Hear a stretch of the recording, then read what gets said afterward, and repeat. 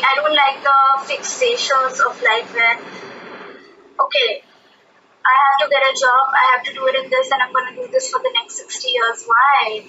We as human beings are unlimited and we have unlimited potential. We should go for everything, man. Yeah. Do everything you love. Okay, you're on. Am I audible? Do I sound like you can hear me clearly? Why can't you see me? I can't see you too well, but I can hear you. Wave your hand. Yes. I see you move. I see you move. It worked. Nobody moved. Nobody moved from wherever they are. Everybody, all of you are in the right place. Hello, so this is take 14 of Stories with Shastri. It's 14? Yeah, it's 14. And I have a very dear friend coming on board. Her name is Fatema Hakim, and she is one of the most talented, one of the most versatile musicians I have had the privilege of knowing.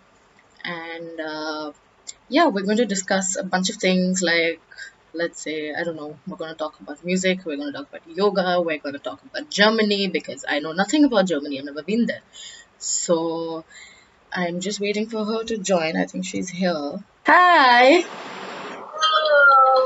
How is your camera quality so good? I don't know. It's brilliant, I love it. I love it. How are you doing? I'm good. How are you? What are you up to? I'm really, really good. I'm wearing my fancy pants, as you can see. Ooh.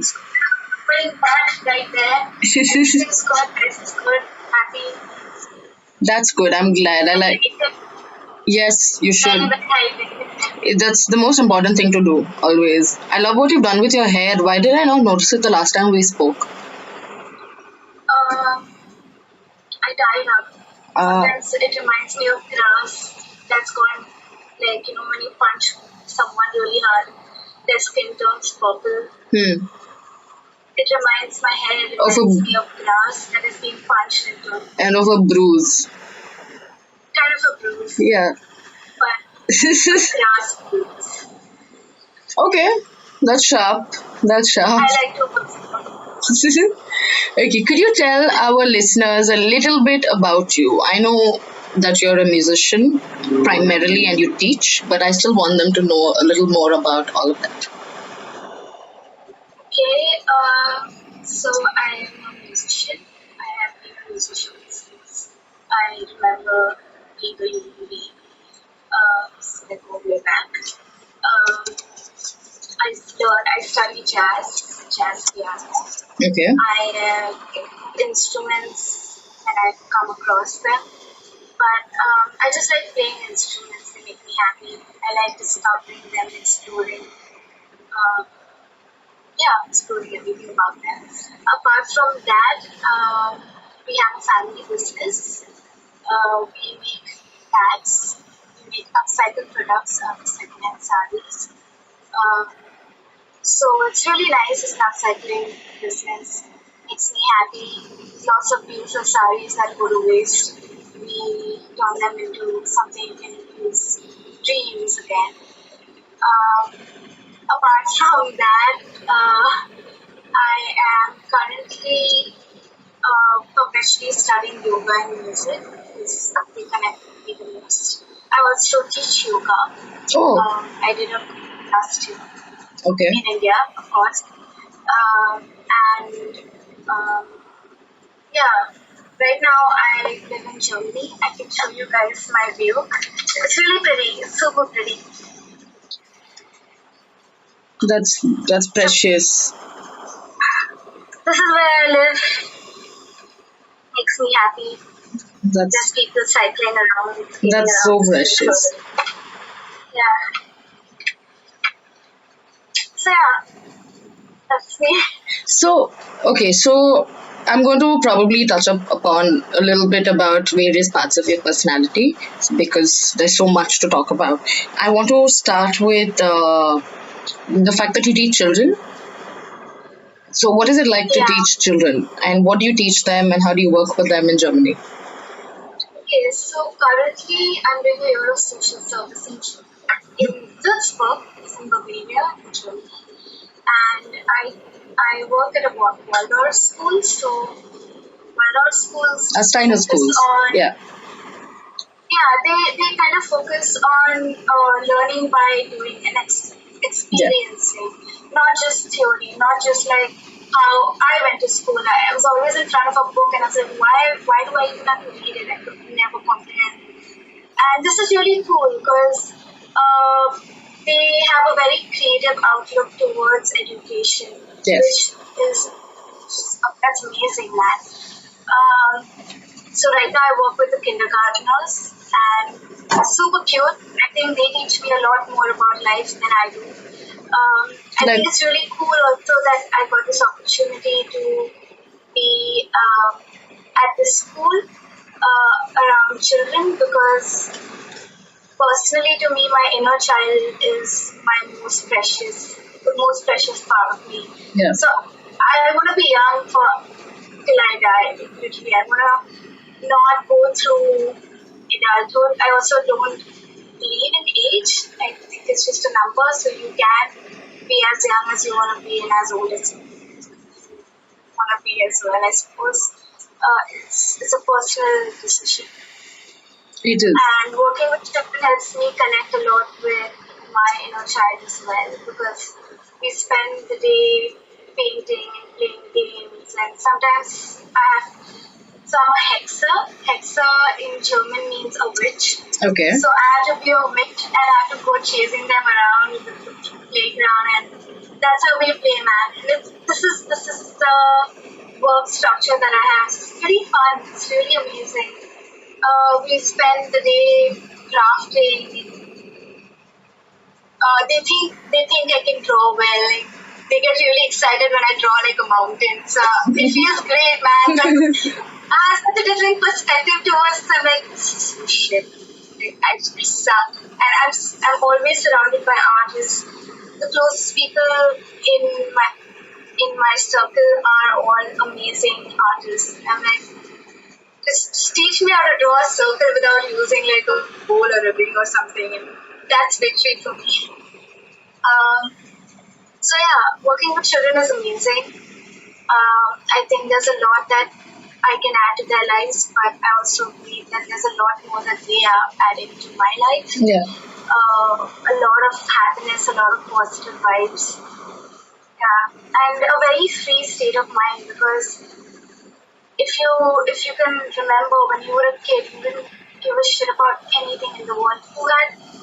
You didn't care. You were happy. You were happy, and you just wanted to play, and you just wanted to explore the world. And, Yeah. that's the state of mind that I also would like to be in always. That's what I chase. I don't want to chase adulthood. It's not for me.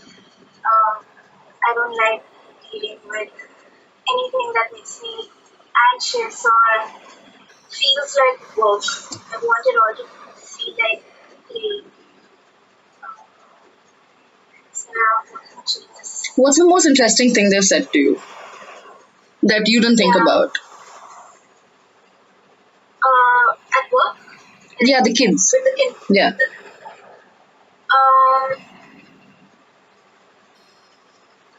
So one of the things that I've learned, for instance, is patience. Hmm. I have spent a lot of time learning to be a patient person, which is something maybe I have worked with children before, but I didn't really pinpoint on this terminology and add it consciously to my life. So it's really interesting to this is something I didn't completely anticipate, that I would have to learn to be patient and to realize that hey, this is a 3-year-old. There's a big difference between this person and me. Like they just came to planet Earth. Yeah. So we have to. For me, as a kid, I was protected and got into the world in a very healthy way. And now it's my turn to do the same for whoever comes, whatever child or creature comes my way. Yeah. That's one thing that I didn't think about as much, but now it's a very conscious part of my life. Okay. I think that, when you're teaching children, that is something that will come to you, because there are times you have, like you said, there are times you do have to remember that they're new to this thing. Yeah, Yeah. to life. Yeah, so if stop them from running into a wall and tell them that that's not okay. Or Oh, another thing actually that I have noticed about the children here at the kindergarten and the people that I work with, they let the kids, as long as the kids are not like playing with fire or heavy things that yeah, they know it's dangerous. it's dangerous. They let the children be free. And, even if a child is going really fast on the swing, and at some point you're like, okay, I hope this kid doesn't fall. But then you're getting that thought into your brain, right? So omitting that has been a very important thing for me, and I think taking that off has allowed me to let the other person just do what they want to do, and we'll see what happens later. But it's been difficult because in the beginning I would always react. I'd be like, hey, be careful. The teachers wouldn't really care. It's like, that's fine, you're fine. And connecting with that thought process has also been very interesting. Yeah, I'm sure. Yeah. I'm sure, but I'm sure it's big. Is it because of the stark difference that you find in India and out there, or is it? Sorry. I think so because see, we come from like in India, everything is so different Yeah. to begin with. There's so much space over here that if a child is in the park, we let the child wander about. But back at home, we don't have parks that big where you can let the child play. Before you know it, the child is on the street and what. Yeah. So I understand the difference. But it's important then to realize, it was important for me to realize too that it's a different place. Yeah. It's work different. They're different shapes of the cocoon, essentially. Yeah. Yeah. I get that. Moving on to the fact that, so when I asked you for your bio, you told me you're an outdoor adventure specialist. So I'm interested in understanding how does one qualify to be that? Okay. So as I was a kid, my mother would take my brother and me for a lot of hikes, Yeah. a lot of adventure-related activities. So I remember when I was 5 and I was the youngest hiker, and also I think in the beginning I was the fastest. In the middle I was like some babies picked me up, and by the end I ran to the top, which was amazing.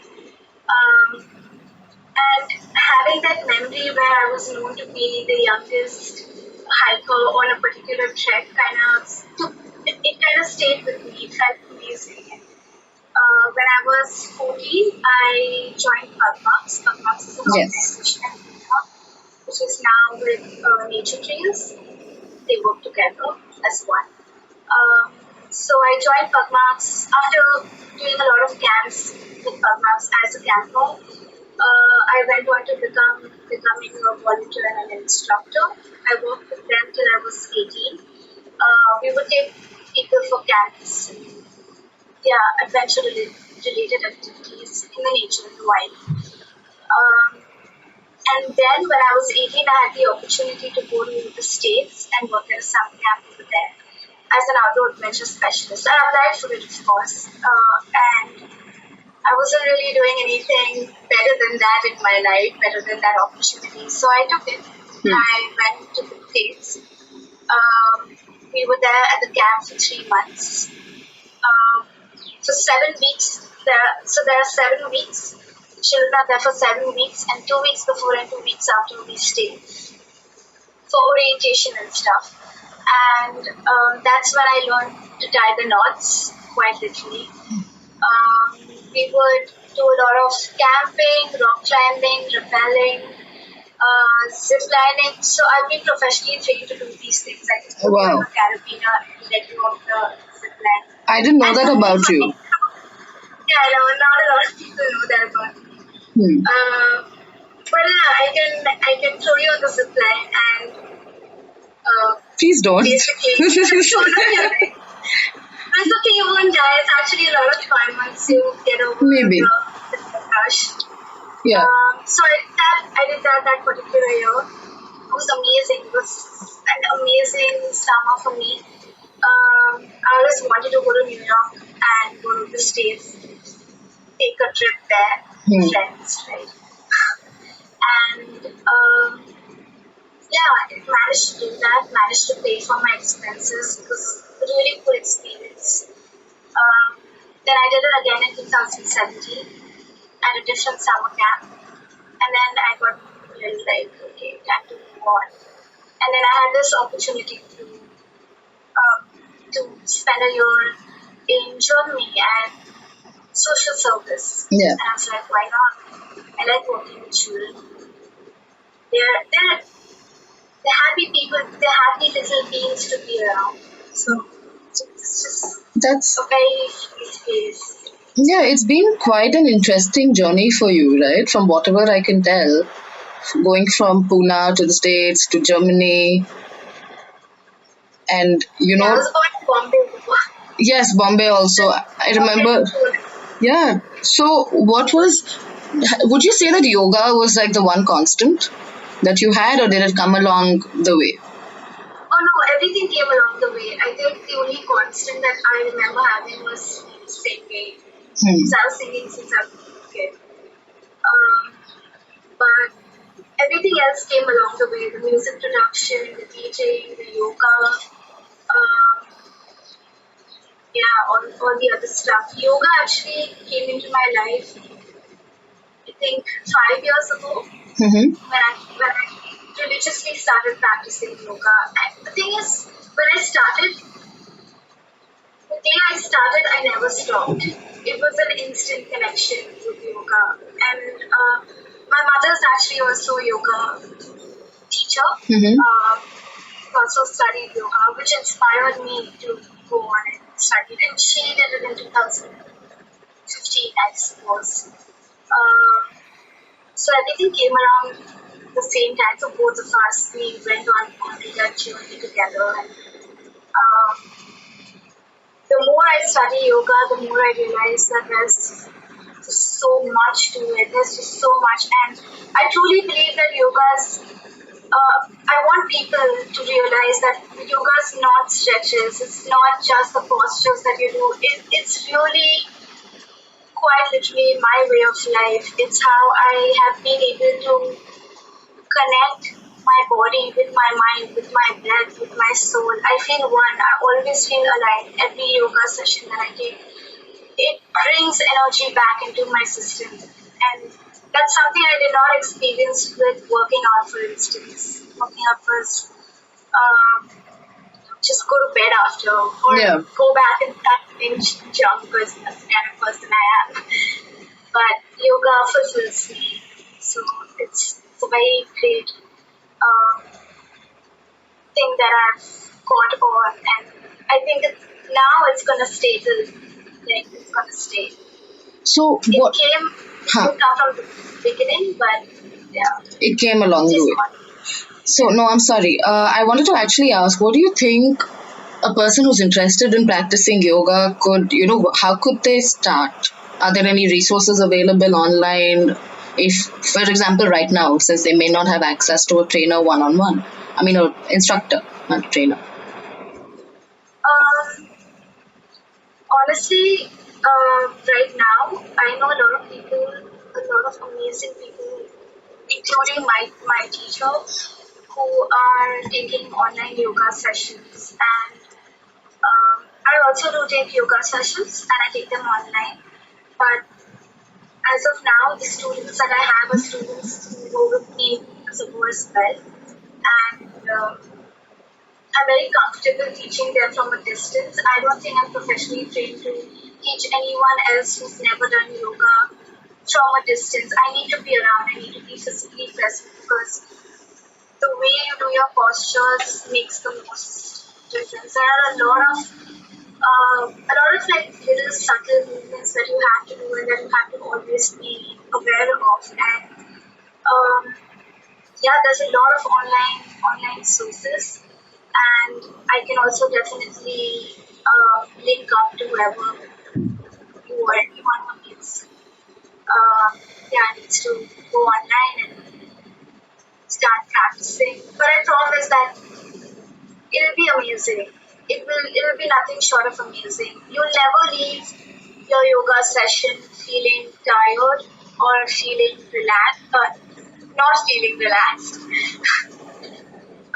One of the things that I learned at my school was that if you go for a session and at the end of the session you feel tired in any way, that's not yoga. You did work out, but you didn't do yoga. You did something else.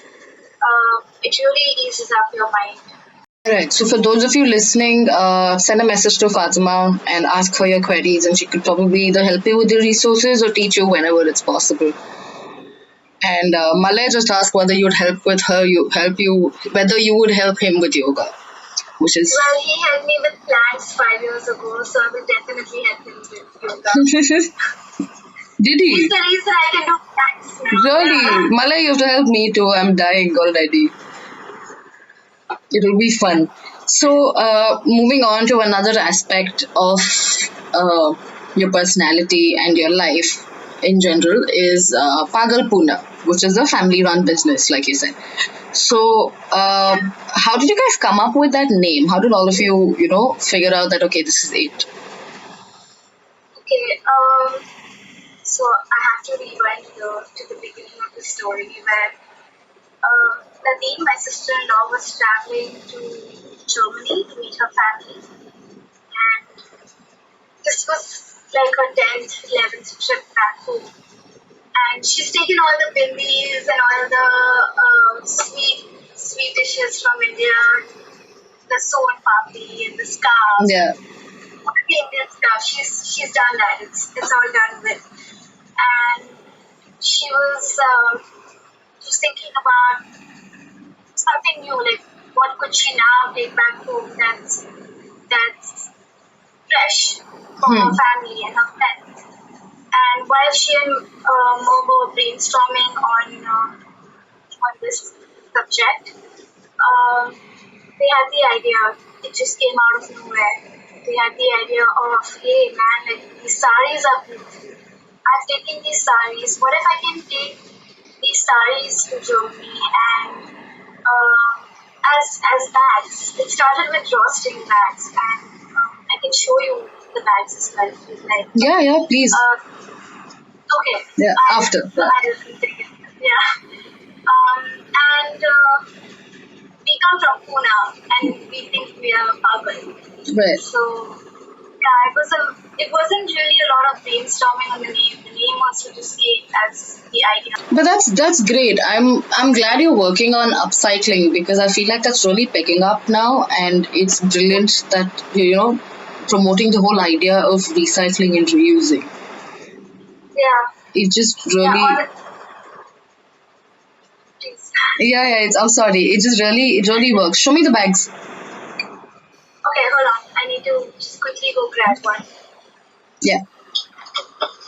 So for those of you who just tuned in, that was Fatema Hakim. She's showing us her bags now that she and her family made. This venture is called Pagal Poona. They work with upcycled and recycled materials and create merchandise of all kinds. I think it's just bags, or I think there's more. Right. Is there more than just bags? No. Yeah, so we started off with these bags, and then more ideas flew in, and then we went on to bow ties and pillowcases, and the latest has been clothing. Oh wow! Which I'm very excited about because it's really amazing what you can do with for us as Indians, as people who have always seen saris worn a certain way. It's really interesting to see how many different things you can do with that same idea. You're still very in tune with your roots, and then you're taking it from there. Yeah.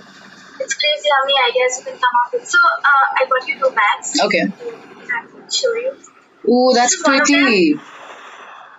Yeah, let me show you my favorite part of the bag, which is our logo. Ooh. And if you look closely, it says PP for Pagal. Yeah. But yeah, this is one of the bags. the people who make these bands are women in the local communities of India. Actually, they are in the local community of my area in Pune, and one of them is a mother of three, and she's just by herself.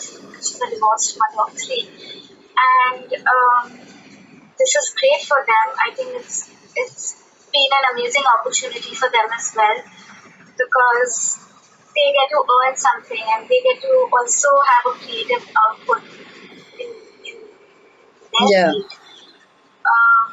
So yeah, they're very important to us. We love them the most. We love them more than our products. They're the most amazing people we know as well.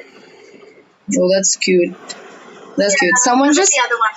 it's very pretty. Someone just asked, can you turn my grandmom's saris into cushions? This is Disha Punjabi.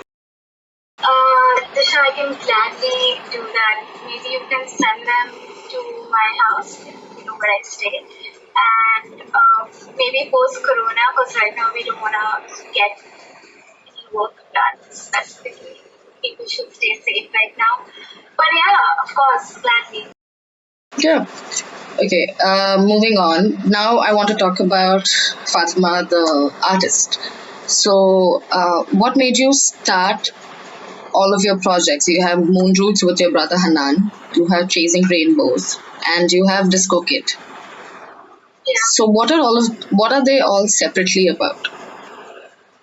Okay, so I love music. I've always loved music. As in different phases of my life, I have listened to different music. At this point in my life, I listen to everything and anything depending on how I feel in that moment. So Moon Roads came into place when my brother and I started going for a lot of gigs and started enjoying music. And I never thought I would end up in DJing. I always knew that music was gonna be the thing I do, because for as long as I had known, it was the only thing I was really good at. So it's like it's just business. Yeah. Do what you love, right? Yeah. Love what you do. So that was strictly techno and house music. And so let me tell you what stands for what. So Moon Roots is techno and house, dark techno, minimal techno. We have a lot of amazing artists that my brother and I share in common love. Discokid is my latest project, which is in relation to very self-explanatory in relation to my love for disco music and house. Disco music makes me happy, just straight up. Makes me really happy, makes me jump all over the place. And I want to give that out to people. I want to be able to create that same magic into the sets I play or the gigs I have and give the same to people. Live electronica, that's Chasing Rainbows. Yeah. So, because I sing and I play instruments, it was always a really big dream for me to be able to get my DJing skills and my live electronica, my live Acoustic skills together as live electronica. That is still an area of my life that I am learning and still discovering. It encourages me to make music actually.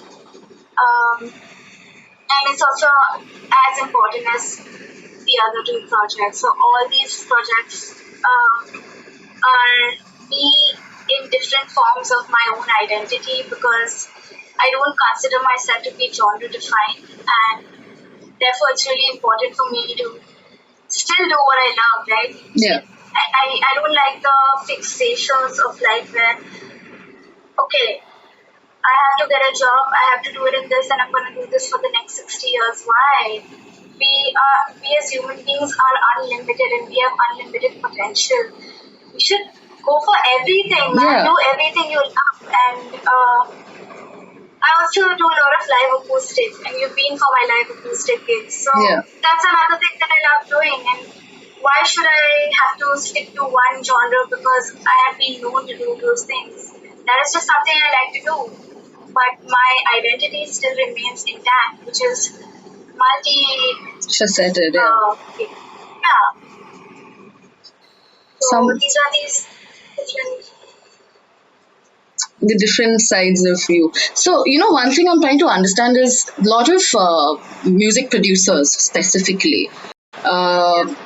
I mean, you're also a music producer other than, indulging in just mixing. So one thing I'm trying to understand is when a music producer says that I'm trying to find my sound, or I already found my sound and this is my sound, what do they mean? Okay, every day that I sit on whatever, if I'm sitting with the guitar or if I'm sitting on Ableton, that's the software I use to make music, or if I am making a set, every day I'm kind of find my sound. Every day is different. So for me, I wouldn't say that I have found my sound because as a human being, I have so many different emotions, and I like connecting to my emotions because if say I sit on my laptop and say today I'm gonna make techno music, but I feel like live ambient, Yeah. why should I do techno? Why should I play techno if I feel like doing something else where I feel like my creativity will choose out even more? So I won't say I have found my sound in any way. I find my sound every day, and I like that because I don't like the idea of a monotonous life anyways. I want every day to be different and something new, Yeah. something fresh. Every day is important. I get that. But that being said, I do find it amazing that so many people have found that one sound that they can invest in, and I have a lot of amazing friends who are musicians and producers, and they make great music in that one genre itself that they have attached themselves to. They make such amazing music. They have that's the flow that they have connected with. So I think both ways. I think we just need to as people see what works best for us. Everyone's different. So yeah. Yeah, I get that. How would you describe your music in say 3 words? Would you be able to? Okay. Not at all. Okay, I get it because I have seen you at your various gigs for your various projects, and see that your work is so versatile that even I tried to when I wrote this question, I was trying to think whether I could answer that, and I absolutely couldn't because you play all kinds of stuff, and it's stuff I can just silently sit on a chair and groove to, or I could rave to. I don't get it. How do you come up with that? I mean, do you not have creator's block? Oh, of course I have creators block. How do you I don't deal with sit it? every day and make music. So a really good friend of mine gave me this amazing advice a couple of months ago that I started applying to my life when I had from mid March, Mm-hmm. since the Corona lockdown things began. I started applying this to my life. She said every hour of the day, or maybe every 15 minutes, or maybe every 3 hours, whenever feels right to you, keep checking in with yourself and just ask yourself, like, what would I do right now that would make me happy? Don't try to do things just because you have to do them. Obviously, have your goals for the day and know that you have to do these things in that particular day, but keep checking up with yourself. Hey, like, okay, do I feel like making music right now? No, I don't think I want to make music right now. I feel like reading a book. Read a book. It's okay. Maybe I can check up with myself 2 hours later then and ask myself again, okay, do I feel like making music now? Yes, I do. Okay, sit on the laptop. I don't, like I said, I don't decide that today I'm gonna make this genre of music. I just allow myself, I give myself the time and space to just mess around and see what I feel like doing. And it's important, I believe, to go with your feeling, Yeah. because then you're at least connected to yourself. If you're connected to yourself, and then you're directly connected to everything around you, nature, the world, Yeah. to speak. And yeah, I think that's when I have made, that's when I've had the most productive and creative moments. And obviously, I have my creative blockers, but that's why I don't force things upon myself. I don't think of it as work. I think of it as play, like the kids at the kindergarten have taught. Yeah. Just do what you feel like in the moment. See what makes you happy, and know that you have things to do, and be aware of that. And when you're happy and when you're in that state of mind, you will end up doing the things you want to do anyway. It's a flow. Just Yeah. gotta go with it. I agree. I personally have been trying to work on not having the creator's block, and I get what you mean. So coming back to you talking about Discokid, which is your latest project, what do you think about the fact that the electronica consuming crowd is slowly making that shift from techno to disco? I mean, over the past year, we've seen a complete shift in the kind of gigs we have all around us.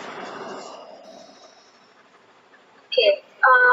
You're asking me what I feel about how people would make the shift from techno to disco. No, like the shift is happening. What do you think about the shift, is what I'm asking. Right. Actually, have not thought about it until this moment. For me, the reason I shifted from, I actually can't even say that I've shifted from techno to disco, because I listen to techno as much as I did before.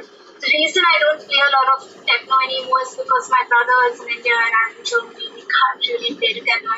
It doesn't feel right to play without him. It's our thing. We do it for fun. We do it because it makes us happy Yeah. to fist bump each other on the stage when we drop a banger track. Yeah. We do that. It's very, you can't really say it. It's very sucky. So with disco, for instance, the reason I started playing disco was because I always enjoyed and loved listening to the music, and I thought maybe it's time to try out something new and start playing it more often. It started with a New Year's gig. This was in 2017 New Year's, if I'm not wrong. And because it was New Year's and it was at a very different arena, I didn't want to play techno because I knew the crowd that I was playing for weren't specifically techno listeners. And of course, I like to stick to my moniker, but if a person wants to go out on New Year's and have a great time listening to something more, less of 4x4 and more just like happy, it's New Year's. That's how I planned out that particular set. And my friends loved it. And as the year passed on, until I became disco, I started playing as Discokid. I started listening to a lot of disco and involving myself in whatever music there was, and I just vibed with it. That was about it. And I think it's great if people listen to disco. Disco makes me happy. I can't see a person like listening to disco and like getting depressed over something sad that happened in their life. Like, you listen to that kind of music, you want to grow. Yeah.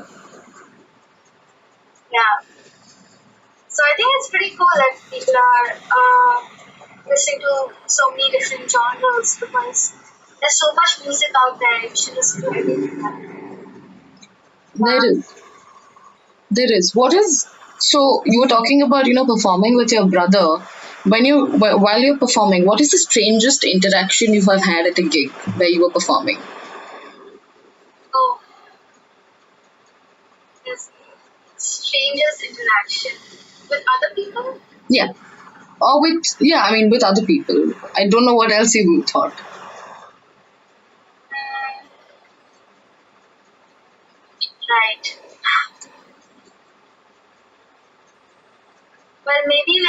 my strangest interactions have always been when someone got sent across some kind of drink that I would never drink in my life.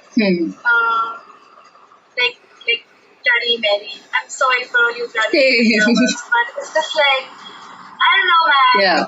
If you wanna have to me to go to a salad bar, it's just it tastes weird. It just tastes weird to me.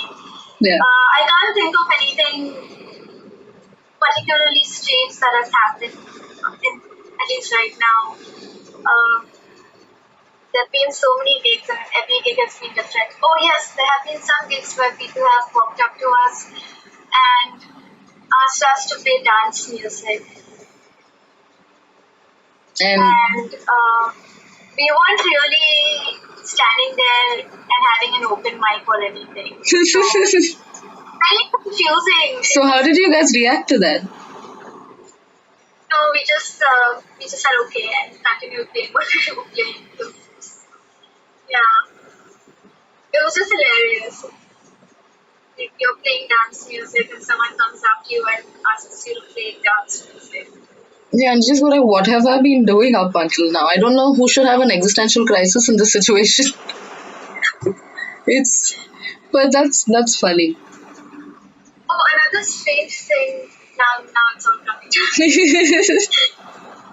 Another strange thing that happened to me was this one gig where a lady, this woman walked up to me and she said, "Oh, you're a woman. I'm a woman too. It's so cool to see a woman play music."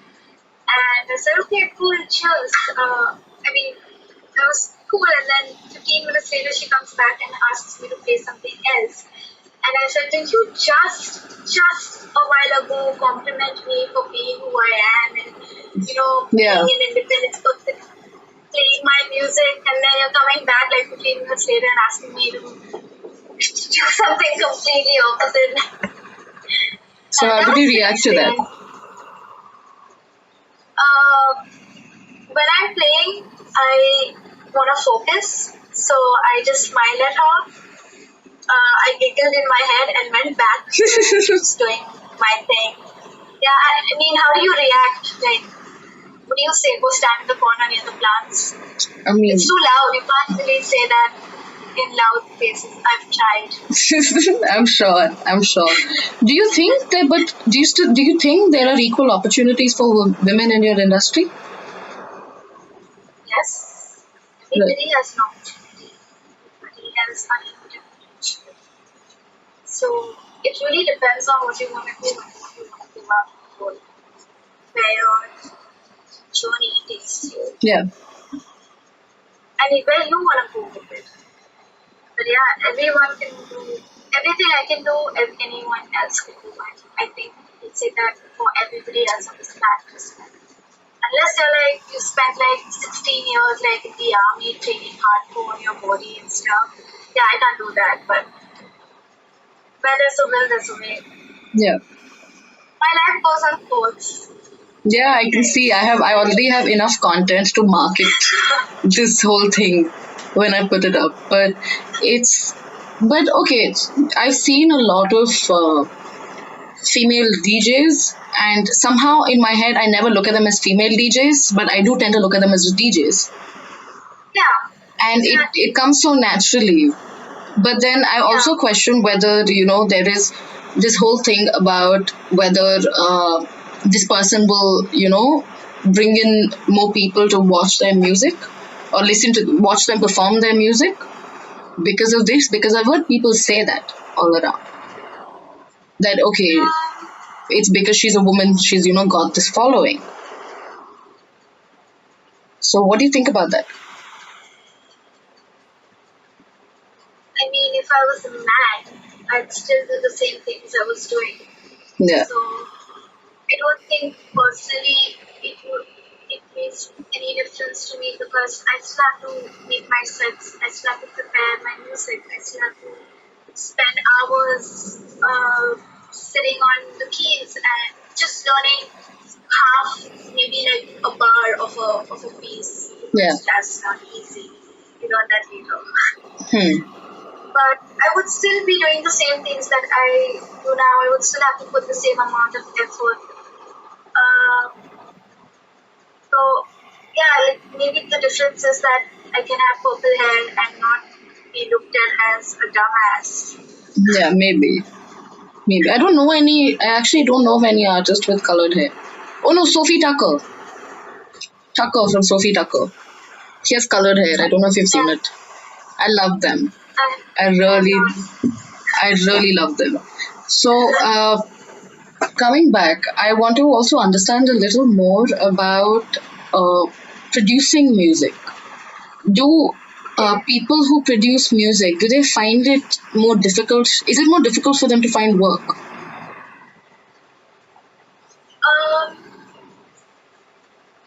It's difficult to make your income as an artist, I believe, because there's so much out there that you can just easily have. So one of the things that I started doing consciously after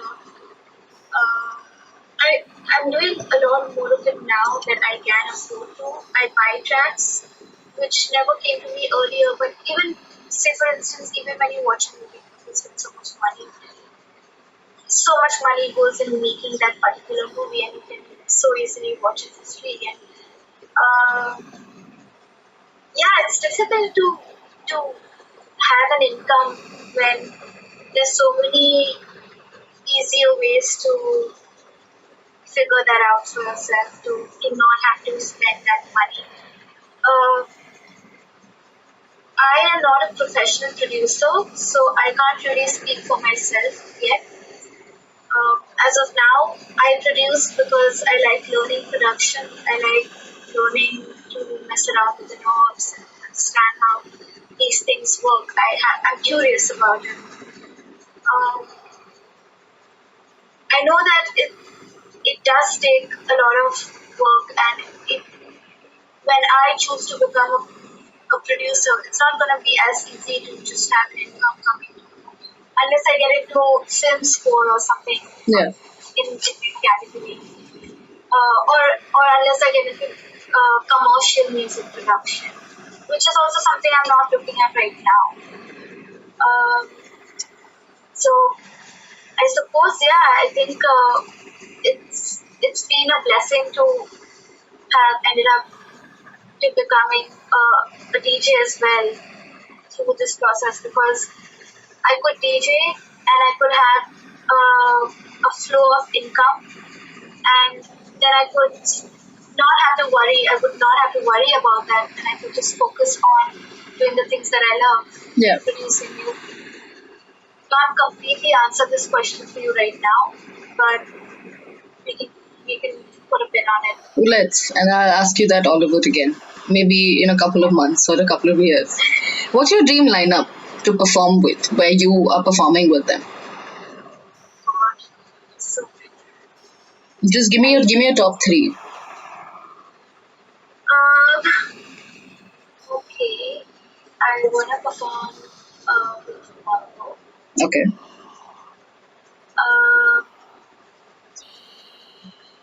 I wanna perform. My God, this is so difficult. I love so many musicians.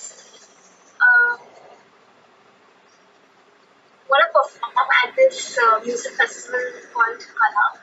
Okay. It's in Albania. I think it's on an island. I know the lineups there are great giveaways, so definitely up for it.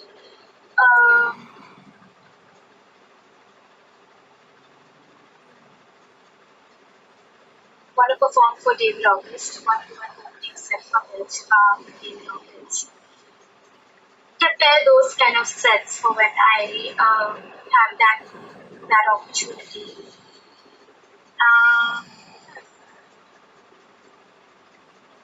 You've been throwing some really hard questions at me. I love too many musicians, different genres, right? Yeah. I listen to a lot of indie also. So just give me someone from there. Okay, so I would listen to a lot of porcupine as a kid. Yeah. I love Tame Impala. I would love to get into psychedelic rock music just so I can perform around in the same lineup as Tame Impala, that would be super cool. Hollow Folks, if you've heard of them. I haven't heard of them. They're a duo. They're Australian. Um,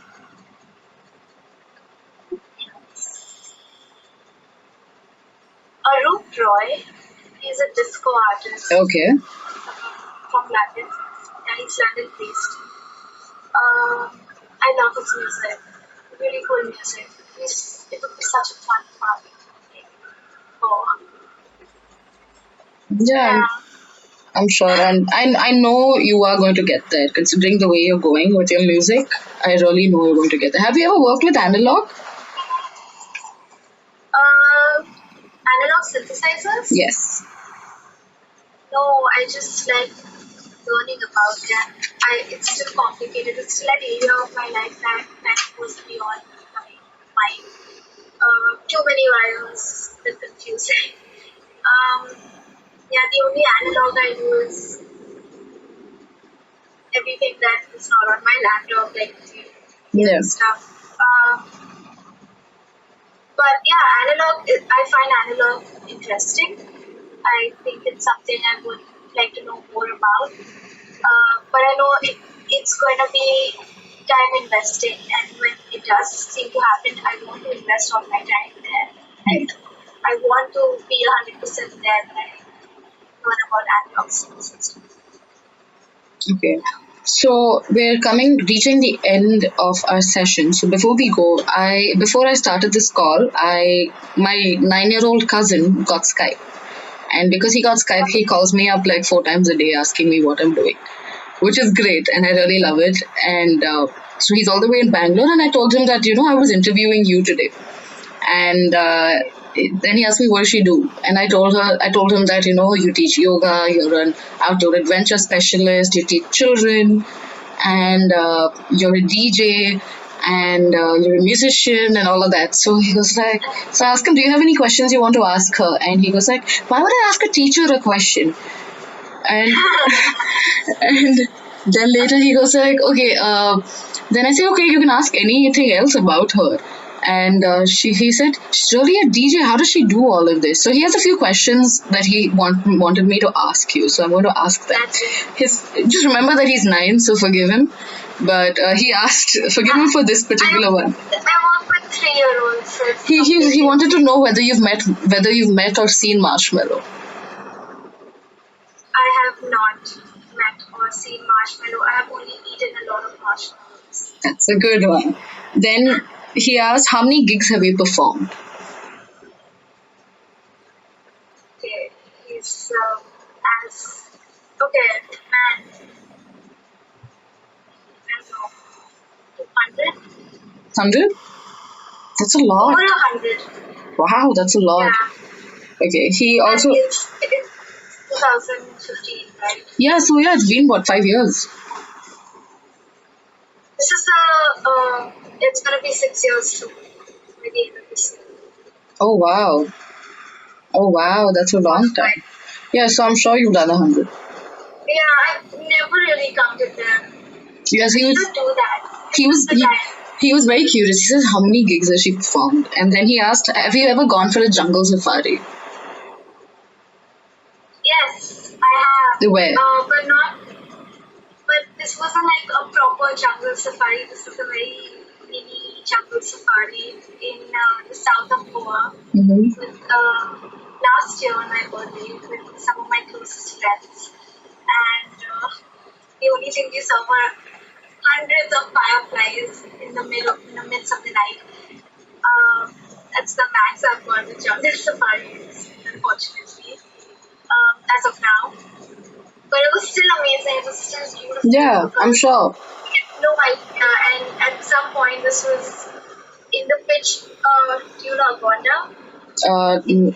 I've never been to Goa. Okay. That's horrible. You've said this to me before. Yes, I remember. It's coming back. Let's not talk about it. Sam says thousands, not hundreds. Okay, yes, Yeah. thousands. Sam was there and Maya Bab was also there. And at some point, we were driving through really bad roads. We could not see anywhere, but we knew we were in the dens of a forest. And at some point, Malay turns the headlights off, and we just stop the car and we just stay there.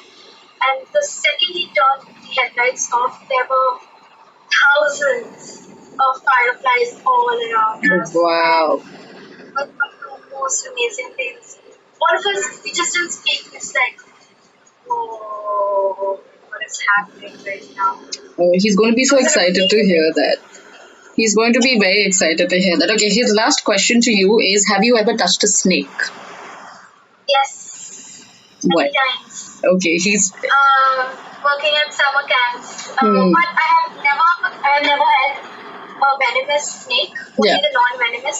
The first snake I ever picked up was when I was 15, and we were in the midst of our training, and this was in the monsoon season, so there was a shield-tail. The snake is called a shield-tail snake. It's really tiny, and it's completely non-venomous, not poisonous, a harmless little creature. And the people around me, my instructors, they picked up the snake, and then they asked me to get my hand out, and then the snake crawled over my hand, and then I was feeling the snake. Crazy experience. I still find them like very slimy. Yeah. But I have been in a room like post that experience. I have been in rooms where I'm sitting here and on the same bed that I am in like a dark, safety based with holes and everything. There's a snake with me walking about. I'm just like staring at it now. I think you're going to be my brother's new favorite person now. That being said, I haven't picked up a snake in a while. Maybe you should. A non-venomous one, of course. Yeah, they're very slimy though. Yeah, that's... I mean, I wouldn't mind though. I would really be down to, hold a snake. It'd be fun. But yeah. Fun. So that... Experience. It is. Okay, So so... I have met a snake, but I would not eat a snake. It's the opposite of the marshmallows. Yeah. Just to put it out. Yeah, I got it. That's a good one. Okay, so that brings us to the end of this session, and we're in time. We're on 57 minutes and 33 seconds. Thank you so much for joining in. This really means a lot, and I think you are so wonderful. Thanks for having me. You and all those of you who saw this or who will see this while this is on, check out Fatema's work. Listen to her music, her originals. She is... Thanks for my time. Yes, and her pants. Every time we go for a gig, she gets us to, wear all our shiniest clothes and come for Yes, this. always have a disco pants. Yeah, always have to bring the disco pants or just like a disco vibe. So catch her gigs whenever you can, whenever any of us can. And yeah, thank you so much. Bye. Bye. So that was Fatema, and I hope you guys liked this particular session. We had to keep it a little short today, particularly because of a few things. However, please let me know how you like this, and if you have any suggestions about how I can make this better, about the kind of people I can bring on, any feedback, anything. Just anything, just give me something to go by, because I've done 14 of these now, and I don't know what to do. And anything about, if you have any particular questions you want to ask the people coming on board next, feel free to do that. And I hope you had a good time. And I'm going to end this now because I'm done. And check out Fatema's work. Okay, bye.